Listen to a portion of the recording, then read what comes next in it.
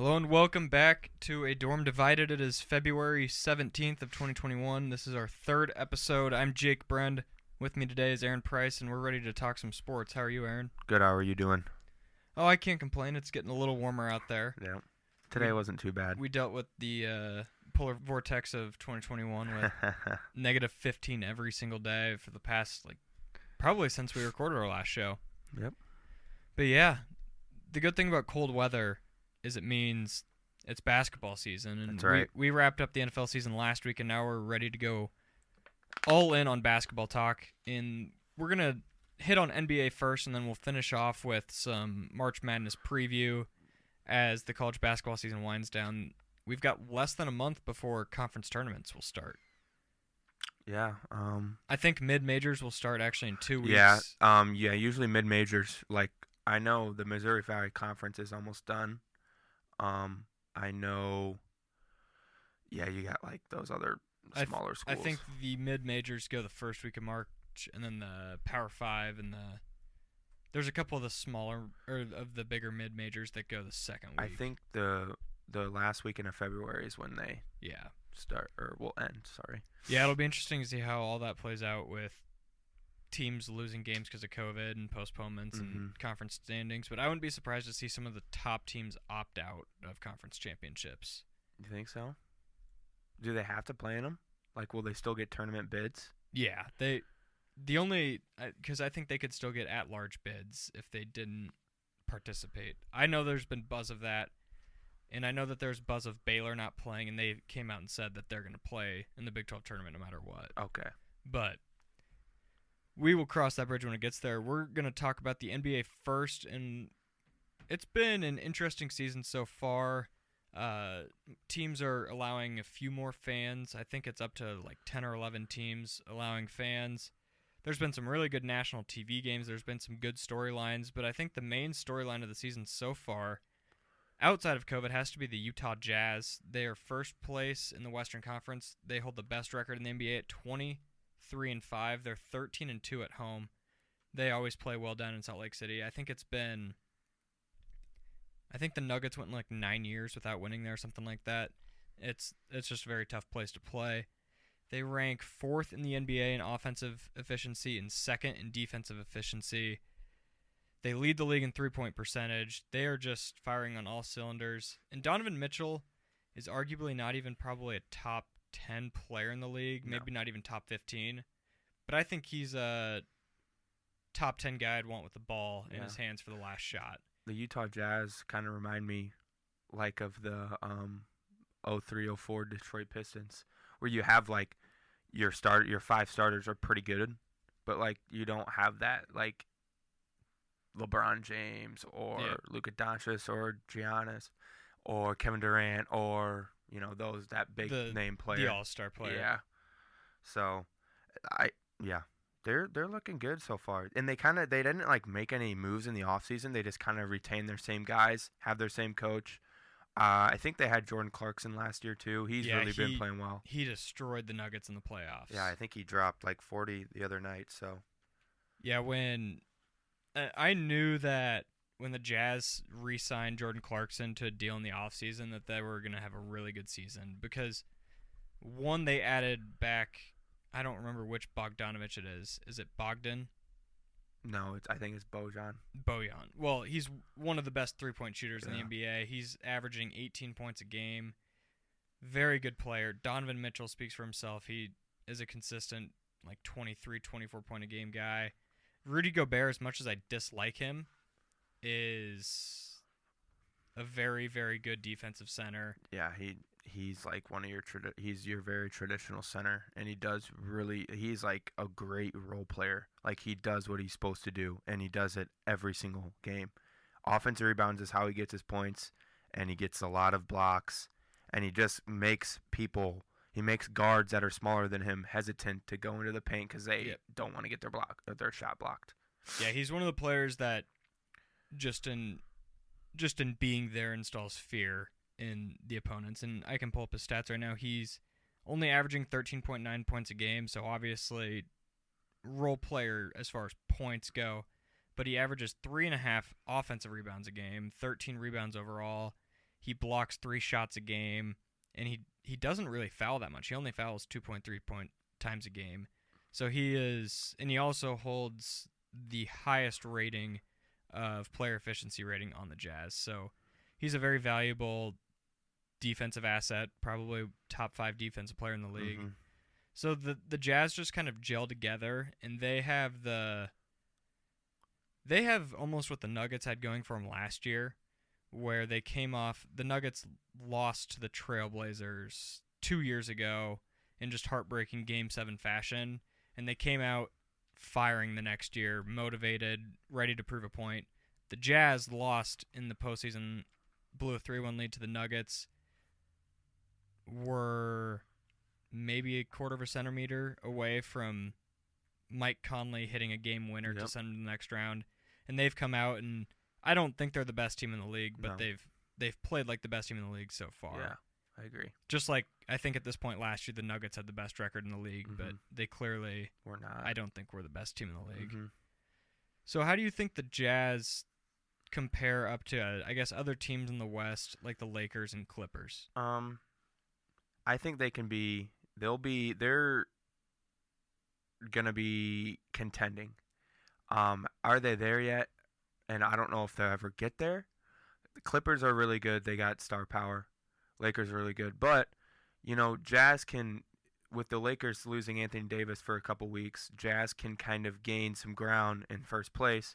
I do think the Jazz can lock up a number 1 seed in the West, which makes it extremely easier for them to make it to the Western Conference Finals, because if they get a 1 seed, that probably means Lakers will get 2, Clippers will get 3, and Jazz are probably legitimately the 3rd best team in the West right now, and having to avoid those 2 teams until the Western Conference Finals, holds a big advantage to them.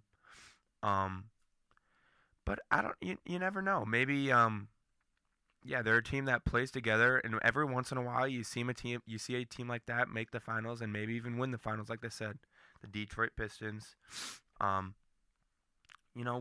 We'll see if they keep playing this way. They got a legitimate shot. Do I think they're there right now? No, but I think they can get there if certain things go out their way, as in Lakers get and Clippers get on the bottom side of the bracket where they're the number 1 seed. Yeah, and you look at, just the beauty of basketball where it's good and bad, but one guy gets hurt and the entire season changes. So, Anthony Davis got hurt just the other night. He's out 2 to 3 weeks. He's going to be reevaluated. So, something like that happens in the postseason where LeBron, Anthony Davis, Kawhi Leonard, Nikola Jokic, God forbid not, but one of those guys goes down, and then all of a sudden the outlook is completely different. So the Jazz, as of right now, they're the hottest team in the league. They've won, last I saw it was 18 out of 19. They've won 8 in a row. Their one loss did come to the Denver Nuggets when Jokic went off for 47 points. But the Jazz are coached by Quinn Snyder, also one of the consistent best coaches, and they've just got a solid bench, and they've got a solid supporting cast around Donovan Mitchell and Rudy Gobert. And I can't believe this. Jordan Clarkson actually averages more than Conley and Bogdanovich. Yeah, Clarkson's playing really well. Yeah, and so, their top 7 guys, Mitchell, Clarkson, Conley, Bogdanovich, Gobert, Ingles, and Royce O'Neal are just, that's they a had very... 7 really good players. And then to add in there, Derek Favors, who's not too bad. George Niang can be a solid... every time I watch him play against the Nuggets, he always hits like 2 or 3 threes, but his stats don't really show up. So the Jazz are scary, and they're a team that I wouldn't want to play in the playoffs. Yeah, I agree. But what's important is if they are the 1 seed, that means you're putting most likely the Clippers and the Lakers on the same side of the bracket. So one of them is going to go out, and the national media is going to get, I guess, the matchup that they never got last year with the Lakers-Clippers. Yep. So next we're going to move on to a few teams that have been underwhelming and might need to make a trade coming up this season. I've got my list. Do you have your list, Aaron? Yes. I have I have just a few teams that if they want to, start getting hot, they need to make a move. And I think it starts with the Dallas Mavericks. I have three in the West. I have the Dallas Mavericks, the Golden State Warriors, and the Denver Nuggets. And then in the East, I have if they wanna make a run, I think the Atlanta Hawks might have to make a move if they want to be playoff bound. Maybe the Miami Heat, they're just not playing well right now. I don't think they should make a trade. They have the same exact team. They're just not playing well, and they've had injuries. Yeah, injuries, and they've had COVID-related issues Yeah. also. So I would say that those four teams. The Knicks are young. I don't think they should make a trade. They're 6th in the East right now, but they're young. There's no reason to They yet. already traded for Derrick Rose. Yeah. So I don't think they have. I don't think they have a reason to right now. The Celtics, they're just Kemba's been hurt a few times. Jaylen Brown's I think had a COVID protocol. Jason Tatum, I don't think they need to make a move either. So I would say there's just three main teams in the West that probably do because the West is so competitive right now. Mm-hmm. And then because I think the Hawks have a really good team. They're young, but they have a few veterans in there. So if they get like one more really good score, then they could probably sneak into the East and make an upset. Yeah, the Hawks are an interesting team because you've got Trae Young, who's obviously one of the best young point guards in the league, but is very limited defensively. Yeah. John Collins, also one of the best younger power forwards in the league, but is also very limited defensively. Clint Capella has the potential to be a good defensive center, but he's been very inconsistent his whole career. Mm-hmm. So you've got the pieces there, like we were talking about, but you've also got a guy like Solomon Hill, who's making, I think it's like 16 or 17 million a year. And you've just got these bad contracts. DeAndre Hunter, he's a rookie. Yeah, this is his second year, and he's been playing really well. Him and Cam Reddish are like turning into guys that are like playing extremely well. I think Hunter's averaging like 17 a game, and Reddish is in like the 14 range. And then you got veterans like Rondo and Gallinari that are coming off the bench, and they're pretty good too. And then you have that Kevin Huerter guy who's a lethal shooter. Mm-hmm. So there are 8 guys that are playing are like really good, and you can get obviously you don't want to trade any of your young guys, but if you want to get a good player, you might have to throw in Reddish or Hunter or Huerter. So that's why I'm just a little cautious of if they want to do that. But if they want to, then they could probably do it and make a decent run. So one team I'm surprised you didn't add were the Toronto Raptors. The Raptors they've been a staple in the Eastern Conference for the last 5 or 6 years, and they've done it with a multitude of different guys from DeRozan and Lowry to Kawhi and Siakam. And it's honestly been interesting to see Siakam not jump into the role that everyone expected. I think the Raptors are still kind of content with their 2019 title. Mm-hmm. And they're just kind of taking things a bit slower. I don't think they're like panicking. I don't think they want to make a move and just give up all these people and then for Kawhi for 1 year for a title. I don't think they want to do that again because they got their title. And so I think they're in a place right now where they just want to kind of keep the players that they have and maybe develop some young guys because they don't have really any young guys that are tradable. No. I don't think. I like OG. And I think the Raptors, OG Anunoby or something. Yeah, I've never been able to say his name. I can't say his name either. I actually saw him when the NCAA tournament was in Des Moines for the first time. I was at the Indiana-Kentucky game, and OG went on a fast break and did a 360 dunk. Was that like when they were like 4 and 5 seeds? Yep. Yeah, because when they were in Des Moines, I went to each team had like a 30-minute practice session. I was there and too. And it was free. Yeah, me and my family went there. Really. Yeah, small world. I was in the first row and took a selfie with Isaiah Briscoe. Wow. I looked up. I'm going to look up right now where Isaiah Briscoe is. I looked it up a couple weeks ago because I was just curious, and I think he was in like Israel playing basketball or something like that. Let me see. He was pretty decent. He is currently playing for unknown. He hasn't played since 2018 when he played for the Magic. So he must be. I have no idea where he is. But yeah, that's a crazy small world. Mm-hmm. So we can talk about the West. You mentioned the Nuggets and the Mavericks. I had them too, and then you said the Warriors, correct? Yep. I'm going to add in the Clippers just because I think that they're not far behind the Lakers, but they're still, I think, one move behind the Lakers, which I would throw them in. Not that they need to make a trade, but I think if they want to win a championship, they need to make a trade, if that makes sense. Yeah. But for the Nuggets, I think their need is really just consistent shooting guard.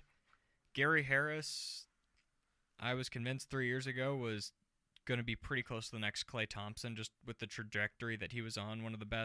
He was one of the best 3-and-D players in the league, and he's just completely taken a step back. He's taken one step back on defense, but he's taken like 10 steps back on offense, and he's really been a liability for the Nuggets, where if they could get someone that is just there to make threes and is a decent enough defender, I think that would be huge. Just that's what you need to surround Nikola Jokic with. The Mavericks have been, I think, easily the most disappointing team. Them and the Pelicans are both very disappointing. Yep. Luka, he's been good, but he hasn't taken, I think, the MVP leap that everyone expected him to. Porzingis was hurt the first 15 games of the season and is now back, and they're looking a little better. But outside of that, they're really missing a lot of pieces, like Seth Curry. They lost him to the Sixers in the offseason. That's just the type of player that they need, and they've actually gone 5-5 in their last 10. But Tim Hardaway Jr. has struggled. I think Josh Richardson, they expected to have kind of a bigger year than what he did with the Sixers, and he hasn't. I think he's gotten worse. Dorian Finney-Smith is just, he's a replacement level point guard. Yeah. They need something more around. Oh, I guess he's a power forward. Sorry about that. They just need more around. I think Luka runs the point guard, and that he doesn't. I don't think. He can do it, but you need to get someone that he needs to get plays designed for him where he can come off the ball and then he doesn't have to do it all with the ball in his hands. There should be times where he is coming off the ball and getting open shots without actually having the ball. So where do you think is a need for the Mavericks? You see, they have so they got a good guard and a good forward. I just think they need that good third, a DeMar DeRozan would be really good, a good 3-player a good small forward who can defend and score, get you 18 a game. But unfortunately, those are hard to come by, and if they are there, they're already on decent teams that aren't looking to trade. I think the obvious dream would be a Bradley Beal type player, but that I don't. You have to give up Porzingis and a lot more to get that. The Mavericks just don't have the assets to make that deal right now. So you look at someone like DeRozan, who even then is a fairly high asking price. I think one player that has been floated around being traded for almost 3 or 4 years now is Blake Griffin. He's later in his career. He's actually, people don't really know this about him because they just remember him as the really good dunker for the Clippers back in the day, but he's one of the best passing power forwards in the league. So to put him kind of as a stretch forward next to a different stretch 5, I think would be something that would look pretty cool in that offense, but the Pistons have made it clear that they're probably not going to trade him. They would just have to buy him out because the asking price for him just isn't very high. So Blake Griffin could be a player that has played there, and Griffin is actually, along with his former teammate Andre Drummond, they're both sitting out until they are traded or until they And I think that's kind of a mutual. Blake Griffin, you could tell, wasn't all the way there. His numbers don't show it. I think Drummond, because the Cavs were pretty good at the beginning of the season, so I think Drummond kind of wanted to keep playing. Obviously, I think in the offseason he accepted a player option because he knew he was getting overpaid, but he's actually having a pretty decent year this year. Yeah. So Drummond is just, he's the type of guy that isn't going to work on every team. No. He needs to be on a team that has a specific need for just a rebounder. And honestly, when we're talking about my Nuggets, that would be a really good place for him because they're lacking a backup center still. Bol Bol has not molded into the player that I guess I hoped him to be. Isaiah Hartenstein has been very, very bad when on the court. He struggles with fouls. He'll come in for 7 minutes and foul 4 times. So Drummond could be a potential fit for the Nuggets, but he has to get bought out because no team can really afford to pay backup center $18 million at this point in their career. I agree. Another sleeper player is Harrison Barnes, who's honestly having pretty close to a career season this year. He has bounced around a lot, actually a former Dallas Maverick, but he's kind of found a home in Sacramento. He's overpaid for sure. He's making $20 million a year for the next 3 years, and he is, I believe, 29. I'm going to pull up his player profile right now. But he's lost in Sacramento. Sacramento's not making the playoffs. They've got a very good young core of De'Aaron Fox and Tyrese Halliburton and Buddy Hield. Honestly, not Buddy Hield. I'm thinking of the Rashawn Holmes. Oh, Holmes. Rashawn Holmes is a very good center, but I could see them moving away from both Buddy Hield and Harrison Barnes. But Barnes is averaging 16 a game, 6 rebounds, 3 assists, and is shooting fairly efficient from the field. Right here, he is 48% from the floor, 38 from 3, 85 from the free throw line. So Barnes is a guy that I could see going or fitting well in Boston, where they're kind of looking for an extra wing to go along with Tatum and Brown. I could see him, surprising enough, fitting back in Dallas, a place where he's played before. But Barnes needs to get out of Sacramento because at this age, with a team that's not going to make the playoffs, I mean, he's just really wasting space there. Yeah. Similar to a player like Blake Griffin or Drummond. He's just younger. What are some other players that you've highlighted? I did something, I did like a team that if they got, a certain player and they could be legit, I think this team can be legit title contenders if they get this player. So I did the Phoenix Suns to get Nikola Vucevic. Oh, geez. Yeah, that would be... And I don't know if the Magic are wanting to trade him, but he's a really good center, and I think he's just kind of in a place where he's just the only player that they have there, and him and Chris Paul and Devin Booker would be really good, and DeAndre, and I think they'd have to give up probably Mikal Bridges and a guy named Cameron Johnson and probably a couple first-round picks to get him. But honestly, if I'm the Suns, I'm doing that because they have a decent bench. They have like Jay Crowder, Frank Kaminsky, a couple other guards that are all right. But if they got him, they can move. Javon Carter from West Virginia. If they get him, then they have Abdel Nader who's been playing a little bit. If they get him, they can move him to the 4 because he can shoot and he can take people off the dribble, but he can also post up, and also gives DeAndre Ayton to kind of settle down in at the 5 position and kind of be more of a post player, and he doesn't have to stretch out his game when if they're asking him to do that. But I think somehow if the Phoenix Suns can get him, they're like, I legitimately think they're in like the Laker Clipper conversation because they don't have like your Kawhi Leonard, LeBron James type people, but they have Chris Paul, he is very competitive and he wants to win, and Devin Booker is a baller, and then Vucevic will cause mismatches in the post. Yeah, Vucevic is one of the least talked about really good players in the NBA.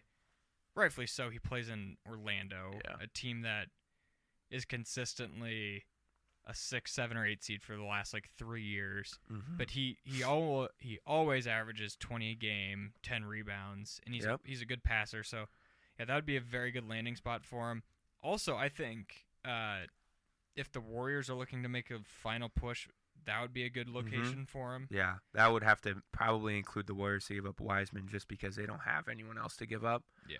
But, I mean, yeah, if Klay Thompson gets back, because Vucevic is under contract for another couple of years, so once Thompson gets back, that would be a good fit too. Yeah, or if they could find a way to not include Wiseman in the deal and almost do what you're talking about with Ayton and just let Wiseman kind of come into his own as a center and put Vucevic at the 4, that could be a good landing spot. I think Boston is obviously up there. That's another team where I think Daniel Tice He's good enough, but if the Celtics are looking to make a finals, they need a center that is at least going to make Joel Embiid a little nervous. Yeah. And Daniel Tice is not going to pose any threat to Joel Embiid in the playoffs. I agree. There's also players like veteran J.J. Redick, who's on the struggling New Orleans Pelicans, a good shooter. I think players like that are just always, like, they will fit on any team come playoff time. What sucks, the Lakers, just they made so many good moves in the offseason where they got so many just bench guys that would have fit so nice somewhere else. They got Schroeder and Harrell. I don't know how they did that, but yeah, there's still some time before the trade deadline coming up. It's been fairly quiet this season. Yeah. Which I don't really like. Usually that means something big is going to happen eventually. Yeah. Do you have any other teams that could win a championship with one trade, or did you just have the Suns? I just have the Suns. I mean, there's multiple teams that can do it, like the Bucks if they did something, but the Suns to me offer the most potential. Yeah, offer like the most players to actually they could actually make a deal done. So I just came up with this hypothetical in my head. The Minnesota Timberwolves have the worst record in the NBA. What if Karl Anthony Towns grows discontent and forces a trade? Imagine him in Phoenix next to Ayton and allow Ayton to play the stretch four. Yeah, I think the Timberwolves would want to give up. I mean, they would probably want Ayton back. Yeah, they would want Ayton, probably Bridges, another couple players, couple picks. But I don't think the Minnesota Timberwolves are looking to make a trade right now. I don't think they'll give up on him give up on themselves that soon. Because they got Russell and Towns, and Malik Beasley's been playing really well, and Anthony Edwards. So a couple more years, I think they have a legitimate shot. They got to be able to play defense and hold leads too. They blow leads all the time. Yeah, they got back into the postseason 3 seasons ago as an 8th seed, and they were everyone's pick for the next team that was they were kind of like the Sun, what we expected the Suns to be this year. Yeah. The team that just blew up and became a 2 or 3 seed. And they actually played the Denver Nuggets on the last game of the regular season that year, and the winner went to the postseason to play I think I remember that. To play the Warriors. Yeah, I remember that. And I think when the T-Wolves won that game, everyone expected the T-Wolves are going to blow up next year and they're going to shoot to the top of the conference. Andrew Wiggins is going to be a legitimate all-star. And then things went the complete opposite way. Wiggins became not good anymore. Yeah. Towns did not improve defensively, and they fell to the back of the West. And then the Nuggets shot up to. That was the year they were a 2 seed against the Spurs. So interesting to see how that played out. But I could see Karl Anthony Towns not this year, but maybe next year if things are continuing to be this bad. Yep. Him potentially getting traded. But I think that's going to do it right now for our NBA talk. And we're back with the Dorm Divided. This is 88.9 KSTM, The Storm. I'm Jake Brend. Along with me again, Aaron Price. Aaron, are you ready to talk some college hoops? Let's do it. So the NCAA Selection Committee, I believe they started this last year. They released the top 16 in the second week of February for the upcoming NCAA National Tournament. Do you like it? Yeah, I'm looking at the list right now. No, do you like the idea? Oh, the idea of just listing the top 16? Yeah. Who does it again? It's the committee who does it. Oh, okay. Yeah, okay. It makes things interesting. It kind of reminds me a little bit of college football playoff, them releasing their top 25. It's obviously not as important as the college football playoff rankings are releasing, but it just kind of gives you a view at what we're looking at right now. Looks like Iowa's going to be a 4 seed so far, barely right now because they're 13th. So yeah, so these came out. I think these came out on Saturday. Okay. So and they do it every week, or I don't know if they just do it once or if they do it weekly. If they just did it once, that kind of I think I'd like that more because I like it to be a surprise That when it yeah, happens. exactly. That's But the fun part about Selection Sundays. You have no yeah, idea. Well, I guess this year everyone knows they're playing in Indiana, yeah, that's but for true. the most part, no one knows who they're playing, what seed they are. Like outside of, there's a very select few teams. Like all the Mhm. 16 seeds know that they're going to be 16 seeds, Yeah, and most of the 1 seeds usually know they're going to be a 1 seed. But other than that, it's kind of teams know like, oh, I might be a 3 seed, but there's a very good chance since we lost our conference championship, we could fall down to a 4. yeah. So that's what I like about Selection Sunday. Just it gives you the anxiety. Mhm. And this year I won't even have to worry about it because Iowa State is not going to be anywhere close. Nope. But I'll just take through the list. So for the first 4, the number 1 seeds, if the season ended today, Gonzaga would be the number 1 overall seed. Then you've got Baylor, Michigan, Ohio State for the 1 seeds. The 2 seeds in order go Illinois, Villanova, Alabama, and Houston. I'll be honest, I haven't watched a single Houston basketball game all year. I watched them play a couple times. They don't really play anyone spectacular. I think they're what conference are they in? They're in the American. Is that I think that's with like Memphis and Wichita State. Yeah. Yeah. So I think Memphis and Wichita State are pretty decent. I don't know how they've done against those teams. I think Houston's lost a couple times, but I think they're solid defensively. They get after it on the defensive side. I saw a stat that they have, of the last 3 years, the second best record in college basketball. Behind, I'm sure you can guess who. Gonzaga. Yeah. Yeah. Yep. So the 3 seeds, Virginia, West Virginia, Tennessee, and Oklahoma. And then to round things off, Aaron's Iowa Hawkeyes, Texas Tech, Texas, and Missouri. So just looking at this list, do you see any surprises off the top of your head? Yeah, I don't. Missouri's not going to be a 4 seed anymore. I think they lost yesterday or a couple days ago. They lost on Saturday night to, my gosh, it was in Arkansas. They lost to Arkansas at home. They won't be in there anymore. But other than that, I like this list. I think Virginia being a 3 seed I think they're really good. I think Virginia is really good. They're really good defensively every year. I love Tony Bennett as a coach. He's one of my favorite college basketball coach. I like his style, his scheme, how he motivates his players. But yeah, they scare me as a 3 because I think they're really good. I don't know. I don't think Ohio State's that good. They've played that good. Like their resume looks good, but I don't think they're 1 seed. I mean, they don't jump off at me that much. But other than that, it's a pretty solid list. I think every team, so as they've played, like has deserved where they're at right now, except for Missouri, just because they recently lost. But looks good so far. I don't know how good Alabama is. I haven't really watched them. They've got a really exciting and I think one of the best offensive teams in college basketball, but they're the type of team that is very upset prone in March because they don't play defense. Okay. And they play in the SEC, which traditionally is not a basketball conference. It's a little better this year. Especially having a down year with Kentucky makes it even harder, but Tennessee's good, Missouri, but there's no team from the SEC that has a shot to win the national championship. Okay.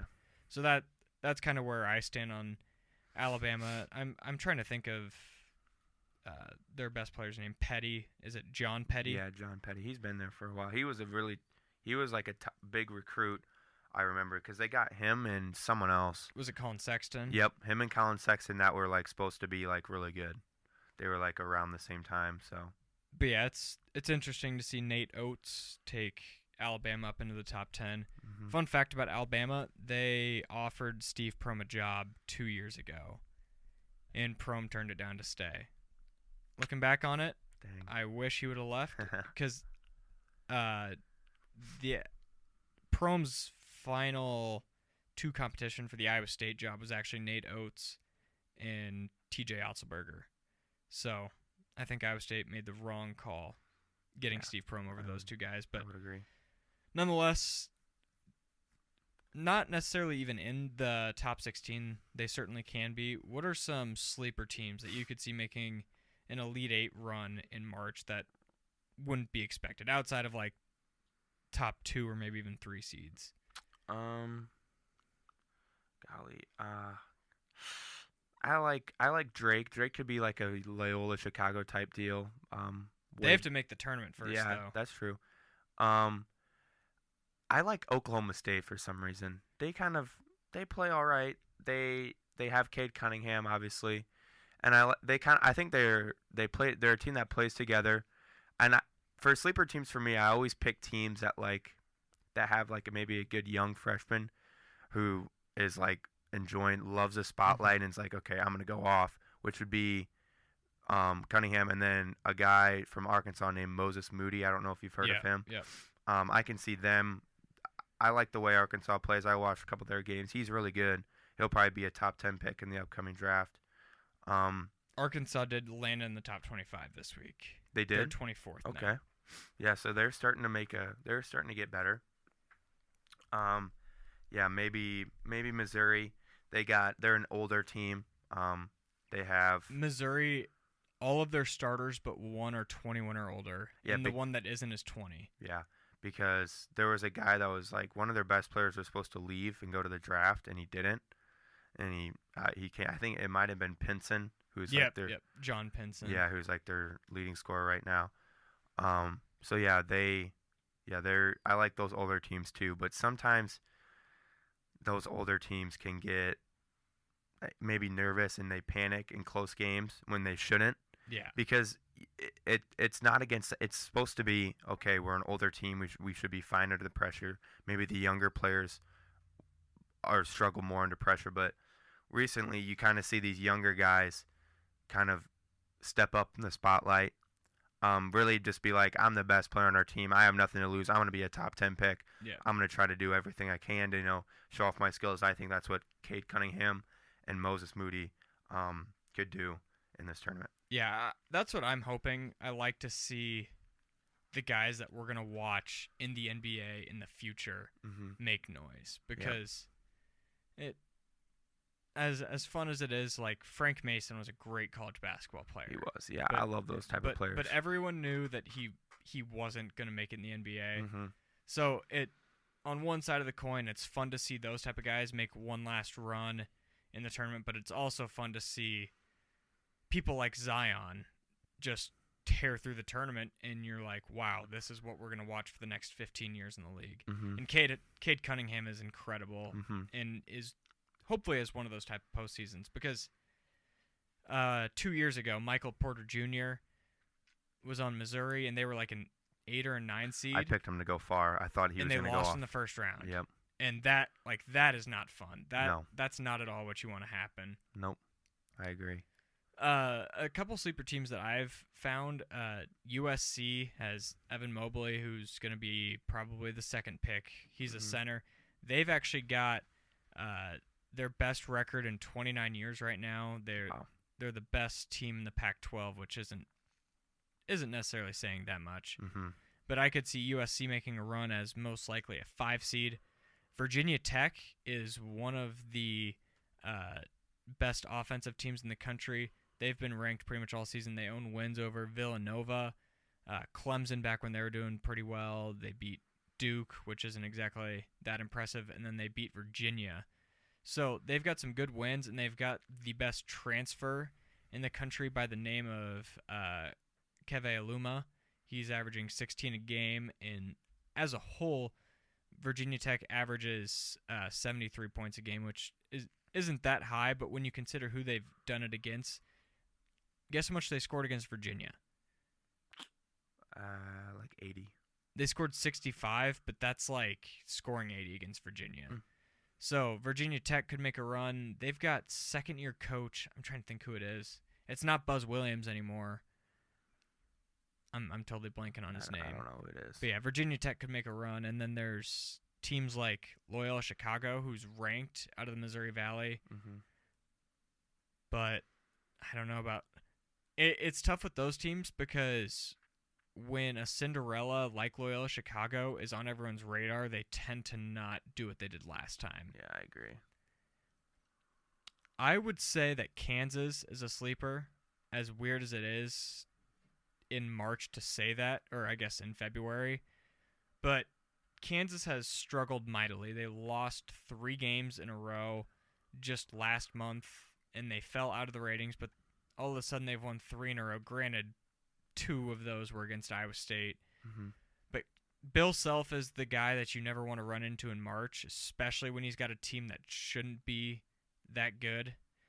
When you want to play Bill Self is when they're at their best. When they're a 1 seed, that's when they tend to get upset and when they tend to kind of fall below expectations. But when they're kind of flying under the radar and they're going to be a 6 seed, I wouldn't want to be a 3 seed playing Kansas. No, yeah. Just because that's a really dangerous position that you never want to play a guy like Coach K, Roy Williams, Bill Self, Yep. Tony Bennett, Jay Wright, any of those guys when you're the higher seed, because that's when they tend to knock you off. So I'd throw Kansas in there too.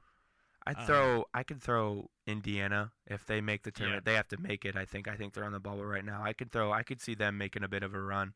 Maybe not to Elite Eight, but upsetting a couple teams, and then surprisingly they got a couple good guards. Obviously a really good center and Jackson Davis. And I like their coach too. They got a good young coach, and I think it's Archie Miller. Archie Miller. Yeah. Yep. So you can see them. They might pop out and surprise a couple teams. Yeah, Archie Miller, the former Dayton coach, and he's the younger brother of Sean Miller, who's at Arizona. I don't think he's at Arizona anymore. He got fired for paying DeAndre Ayton to go there. Oh. But yeah, Archie Miller's a good coach, but they have to make the tournament. Another team that is good, and I mean they've honestly been good for a while, but have never really made that much noise. Florida State. Yeah. They just tied a national record by winning 11 straight overtime games. Wow. So 11 straight times they've gone to overtime, they've won, which is highly impressive. Yeah. And I've got just this NCAA article pulled up with some fun facts about certain teams. In 2000, the Big Ten had 2 teams as 1 seeds.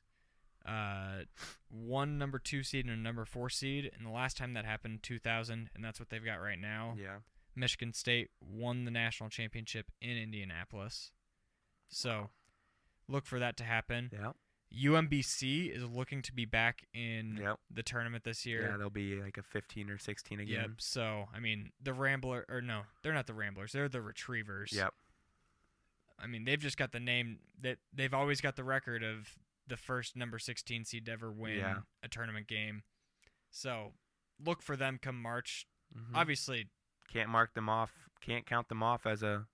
Obviously, don't pick them to win. Yeah. Don't pick them to win, but you also can't count them out though. I mean that alone puts it just in the back of your mind, like we can't be another number 1 seed to lose to them. It's gonna be one. They're gonna be a game where I'll mark them to lose, but it's gonna be a game where I'm gonna watch and cheer very heavily for the 2 or 1 seed, because it's like they're gonna be in this game probably, because they always, they're known for doing that now. So they got a big name on there. People know who they are now. So do you want to hear a crazy stat about the 16 teams that we just named off? Sure. 6 of those teams were not even receiving votes in the preseason AP poll. So 6 of them? Yep. Wow. So I would guess it's Michigan, like Alabama. Receiving votes in what, for this, a top 25? Yeah. Okay. So they weren't really on anyone's radar. I guess it's Michigan, Alabama, Houston, probably Missouri. West Virginia, Missouri for sure, Texas, and then maybe Oklahoma. Yeah, those would be the 16. Wasn't supposed to be that good. So it's been I like it because it's been such a balanced year in college basketball. This will be probably the first year without Duke, North Carolina, Syracuse, Kentucky, any of those teams making the tournament. Which Duke, Kentucky, and North Carolina will be. That's gonna probably be one of the first times ever. That we don't see at least one of the teams in the tournament. Yeah, I can't imagine there's ever been an NCAA tournament without Duke and North Carolina. That's crazy. So that'll be. But I think one of those teams is going to make it from what I hear. Like, I think Duke. No, not Duke. I think North Carolina is I think, either in or they're like one of the first teams to come in if they make a big win, get a big win. I do think they'll make it, but we'll see. I say we talk more about the top instead of some sleepers. I think that it's a very clear top two, and Yeah. then after that, there's a huge gap. So you've got Gonzaga as the number one team. They've been number one all season long. They opened up the season at number one, correct? Yeah. So they undefeated. They haven't lost the number one ranking the whole year. So No, yeah. So they're undefeated, 20-0, first in the West Coast Conference by no surprise. But they, in the non-conference, they beat Kansas, West Virginia, Iowa, Virginia. That's about as good as you can get. They were supposed to play Baylor. Yep. And that got postponed. That got postponed at the last minute, like a day before. That would have been crazy. So that's about, all you can ask for. They also beat a solid Auburn team. That's about all you can ask for a Gonzaga team that everyone complains never plays anyone. Mm-hmm. So they completely proved themselves in the non-conference. Yeah, and in conferences, so they're just beating the crap out of every team. Yeah. Which sometimes you usually see with teams like that. Like every once in a while, you see a close game that they pull out, but you haven't seen that this year. I mean, they are legit, and they are probably my early favorite. But yeah, they're averaging 51.5 points per game in the paint alone, which is an unreal number. They've got the paint man by Drew Timme and Corey Kispert, and that's not even talking about Jalen Suggs, who's going to be a top 5 pick, guard out of Minneapolis. Mark Few knows exactly what he's doing up there. He's been doing it for so long as the head coach, making the tournament. I think it's 20 years in a row. Yep. I think they're a lock to make the Final Four, and that, when you say that, that means they're definitely going to lose. But that's how dominant they've been. And then on the other side, Baylor has been on a 6-game COVID break. They haven't played a game since they beat Texas by 14 on, we've got the date right here, on February 2nd. So wow, they've been off for 15 days now. Jeez. They return to play on Saturday against Oklahoma State, but they still have to play Iowa State, West Virginia, and Kansas, along with 4 games postponed that have yet to been rescheduled. I don't think teams are rescheduling those anymore. Yeah, I don't think there's any way. Because Michigan was down with COVID for a while, and they're like barely rescheduling any of their games. There's no way that they're gonna be able to fit an extra 4 games. Yeah. And I'm guessing they'll try and play Oklahoma and maybe Texas Tech, maybe West Virginia. There's no reason to play the TCU game, though. Yeah. So Baylor has the best backcourt in all of basketball. Their top 5 leading scorers are all guards. They've got Jared Butler, who's been probably first-team consensus All-American guard, Mikhail Teague, Davion Mitchell, Adam Flagler, Matthew Mayer, and that's not even mentioning Mark Vidal, who doesn't put up the points. Do you remember Dustin Hogue for Iowa State? Yeah. He's like a carbon copy of Dustin Hogue. Just leads the team in tip-out rebounds, leads the team in diving on the floor to grab loose balls. They've also got Flo Thamba. The center down low. Yep. They are just one of the most efficient teams in all of college basketball. They shoot 44% from 3, which is a very high mark, and they shoot 50% from the floor overall. They're the only team, or they're on pace to be the only team in NCAA history to lead by double digits in every single game. Wow. Crazy. And that's what they've done so far this season. Crazy. And the Big 12 has arguably been the best conference. I'd say they've probably been the second best. So it's not like they're rolling through the West Coast Conference like Gonzaga is. They're coming in and beating teams like Texas on the road by 15, and they're beating West Virginia. And they are just they're a scary team come March. But what we talked about with, I believe it was Missouri early, where they've just got all these old guys that have been there for a while, and they've got the veteran players. Those are the teams that you see get upset more often than not, where they've got one final run to try and do it, and that's when that's the panic starts setting in, and they don't know what to do. Do you think that's going to happen to your Hawkeyes? I don't even know. The Hawkeyes are one of those teams where it's like they could make the Final Four, but they also could lose in the first or second round. Yeah. Because you never know which team you're going to get. And that's what sucks. because it can be it's so scary for other teams, but it's also way scary to be a fan because we like as fans you expect the worst. I mean that's just how most fans are. So we're expecting, oh here we go, we're gonna get freaking beat in the first round, but then like their opponents are gonna be like, okay, we got to be ready to go because this team could come out hot right off the jump and score 50 in the first half, and then all of a sudden, you get down early, and you never know which team we're gonna get because we rely on the three because we can't play defense, so we have to rely on the three ball. C.J. Frederick's a big deal. Hopefully I think he's getting healthy now.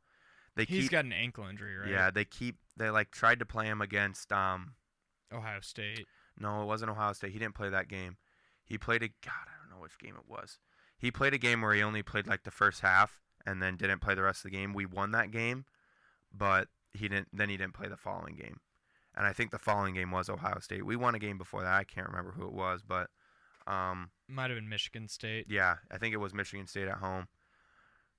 And then we come out and go to Michigan State and beat them by 30 without T.J. Frederick because Connor McCaffrey scores 16 points. Like, I don't know. I don't understand. For us to win, we have to either shoot well or the other team we have to get lucky and the other team has to shoot bad because we don't contest threes very well. We can't play defense. Our zone we run is just so out of whack. Sometimes when our bench comes in, they don't even look like they know what we're doing on defense. It's struggling to watch, but those are typically the teams that do get upset in March, though. Exactly. The ones that aren't fundamentally sound on defense, the ones that because it's not necessarily about the talent you have on defense, it's more about the system that they're playing. And when a team, take Virginia for example, knows exactly what they're doing on defense every single time down the floor, those are the teams that are going to be in every single game no matter what. They don't get blown out. And I think Iowa has a good shot just because they've got the National Player of the Year, Luka Garza, who especially in like a 4-13 game, is going to score 30 points pretty much no matter what. Yeah, so makes it a little easier, but it's also, like you said, a risk to take them. Yeah, just because of like their 3-point shooting. With teams like if we're a 3 or 4 seed and we're playing a 14 or a 13 seed, like most of those teams aren't going to have a 7-footer to be able to stick with Luka Garza in the paint, so it won't really matter if we shoot well or not. Usually you see with those teams they get upset because they don't have that great of a post and they don't shoot well that game, and that's how they lose. Yep. So they get in foul trouble by trying to stop Garza. Yep. So that's an advantage because against those teams he's gonna score like 30 and shoot like 80% from the field, and he's done that the last 2 years when we've played teams in the non-conference that aren't that great. But so that helps a little bit, but obviously, as a fan, you know what their potential is, and we know we can make a good run. We have a talented enough team. It's just, which team's going to show up. Yeah, and above all, I'm sure we'll say this a ton over the coming weeks. It's March, and literally anything can happen. Yeah, it's so unpredictable. You never know. If you were to talk to me in 2018 about Loyola Chicago, I couldn't tell you a single thing about them other than Clayton Custer used to play for Iowa State. Yep.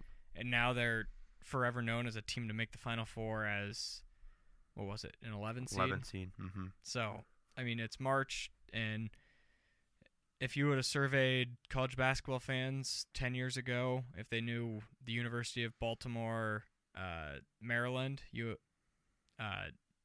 UMBC, I don't think more than 1 in 100 people could tell you who they are, and now they'll forever be known as the first team to ever knock off a 1 seed in the first round. They'll forever hold a record. So, for all we know, we didn't even mention who's going to win the national championship today just because there's 68 teams that are going to get a chance. Yep. And realistically, like 20 of them have a shot at actually doing it. So, yeah. I love March Madness. It's awesome. And it sucks that it's still so far away. But it's coming. It's going to warm up this weekend, and it's going to feel like it's coming. It's going to feel like spring, and it's going to feel like it's coming. Yep. So I think that's going to do it for today's episode of Dorm Divided. This is 88.9, The Storm on KSTM Radio. We want to thank you guys for tuning in once again. I'm Jake Bren for Aaron Price. We want to say thank you. And stay warm out there.